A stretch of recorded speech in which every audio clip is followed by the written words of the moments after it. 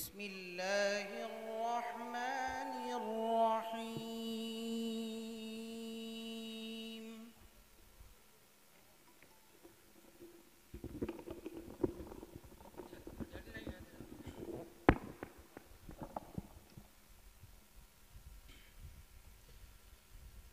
وإذ قال إبراهيم رب اجعل هذا بلدا آمنا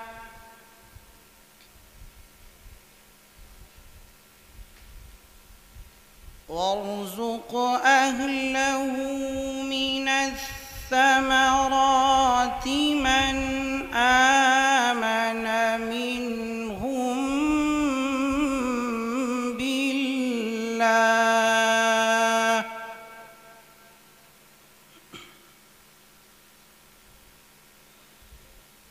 من آمن منهم بالله واليوم الآخر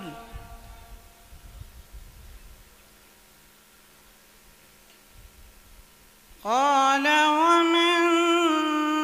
كفر فأمتعه قليلا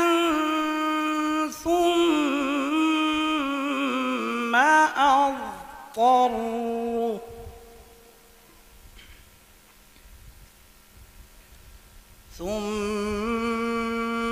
أضطره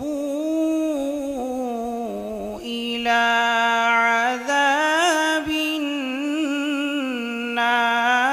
النار وبئس المصير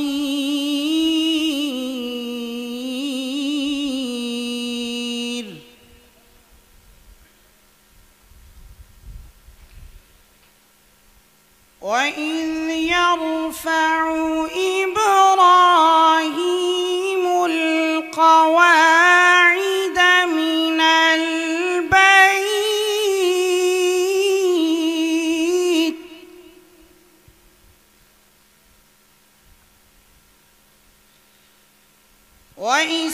وإسماعيل ربنا تقبل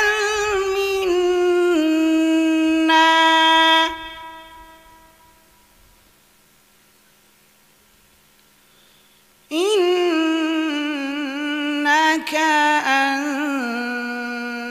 السميع العليم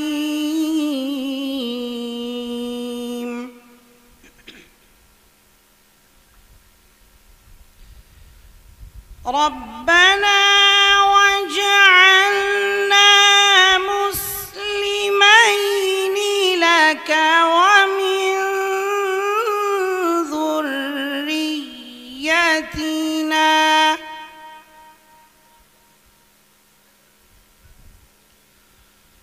ومن ذريتنا أمة مسلمة لك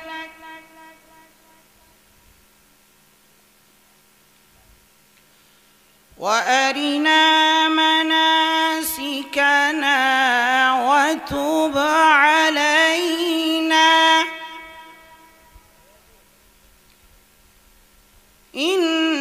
إنك أنت التواب الرحيم ربنا وابعث فيهم رسولا منهم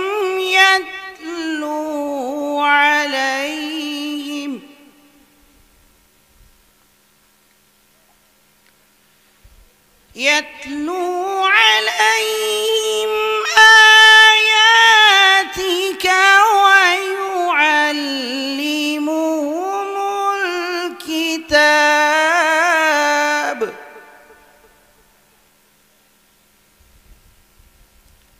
ويعلمهم الكتاب والحكمة ويزكيهم إنك أنت العزيز الحكيم. صدق الله العظيم.